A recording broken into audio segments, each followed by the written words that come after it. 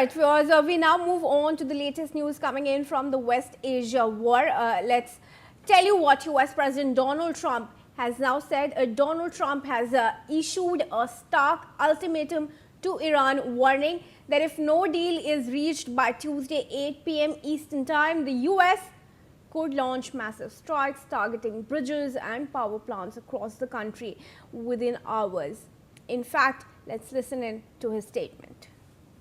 We have a plan, because of the power of our military, where every bridge in Iran will be decimated by 12 o'clock tomorrow night, where every power plant in Iran will be out of business, burning, exploding, and never to be used again. I mean, complete demolition by 12 o'clock. And it'll happen over a period of 4 hours if we wanted to. We don't want that to happen. We may even get involved with helping them rebuild their nation. And you know what? If that's the case, the last thing we want to do is start with power plants, which are among the most expensive things, and bridges. You saw the bridge one. We were very close to a deal. And then I got a call from Mr. Witkoff, Mr. Kushner, and JD saying, I think they're breaking the deal. I said, tell them that's okay. Don't worry about it. But tell them to look out. All right, viewers, that was Donald Trump saying a deal better be reached by Tuesday, Wednesday, or he will launch further strikes. Let's discuss this with retired Commodore D.S. Sodhi, our defense expert in the discussion, and foreign affairs expert, Mr. Vinod Shukla. Thank you very much to you both for joining us this morning here at NewsX. Commodore, I'd like your reaction first. Donald Trump's timeline for arriving at a ceasefire has continuously changed. And of course, in the latest, Iran has said that it is in no mood for a ceasefire until its demands are completely met. How do you see Trump's changing ultimatums? Very good morning to you, Kriti, to the viewers, as well as to my co-panelist. Well, so far as Mr. Trump is concerned, one was looking at that there might be some respite or some sort of a de-escalation may happen once the conference is done by Mr. Trump, which happened yesterday at 10:30 p.m. Indian Standard Time. The statements which have again come from Mr. Trump, we kept on talking about this, shifting deadlines.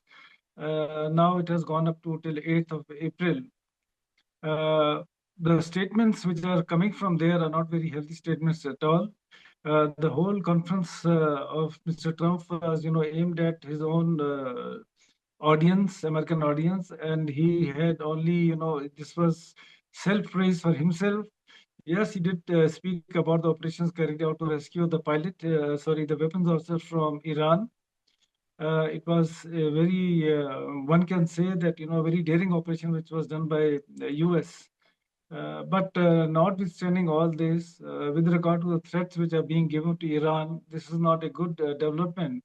One thought that maybe some sort of a temporary ceasefire or maybe, a pause to the conflict may happen and America may make some announcement to that effect, which has not happened.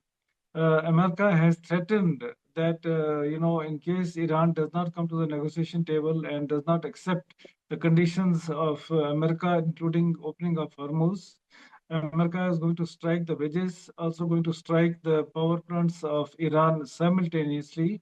And America claims that within 4 hours, they are going to destroy the complete infrastructure of Iran. That is how one looks at the statements which have come from Mr. Trump. On the other hand, Iran remains, very firm, very determined, and Iran has got a plan to counter each and every action which will be taken by US, whether it is the attack on bridges, whether it is attack on infrastructure, whether it is attack on, power plants. Iran will retaliate doing the same attacks in the Middle East. And in case there is a hit on the nuclear facility, Iran has got the capability to hit the nuclear plant in Israel. Yes, okay. All right, I'll take some more breakings first and then I'll come to Mr. Shukla as well. Now, US President Trump has also revealed that massive scale of Iran rescue mission, saying the second operation deployed 155 aircraft, including bombers, fighter jets, refueling tankers, and rescue planes, highlighting the complexity of the high-risk extraction deep inside Iranian territory. Let's listen in. The second rescue mission involved 155 aircraft, including 4 bombers, 64 fighters, 48 refueling tankers, 13 rescue aircraft, and more. We were bringing them all over, and a lot of it was subterfuge. All right. Mr. Shukla, while Trump makes this statement, Iran has come out and said that the rescue mission was actually a cover for sending US personnel on the ground to secure its enriched uranium. How do you see that? Kriti, I don't find any value to the statement made by either Iranian military leaders, Iranian officials, or US President Trump. So that is not the case. The problem is nobody wants to de-escalate this, and American president is not only bragging, self-patting. There is no denying the fact that they are militarily way superior than Iran. But the problem is, despite the fact that all important political leadership, religious and military leadership of Iran decimated, they failed to convince them, or they failed to force them to surrender. That is not happening. And situation is getting deteriorated by the statements made by President Trump. So if you are not hurting them but militarily, you are hurting them by your words. So this is not going to happen. They had already sent 10 demands that includes end of conflict, and now this safe passage for in Strait of Hormuz.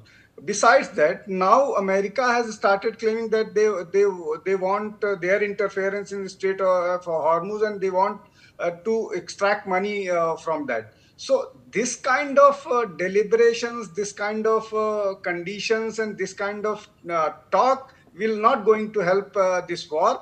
And statements that is helping Iran, they will make. And obviously the most irresponsible person behaving in this situation is Donald Trump. He should behave like a word power, but he's not. He's behaving like a street gunda. That is not done in diplomacy.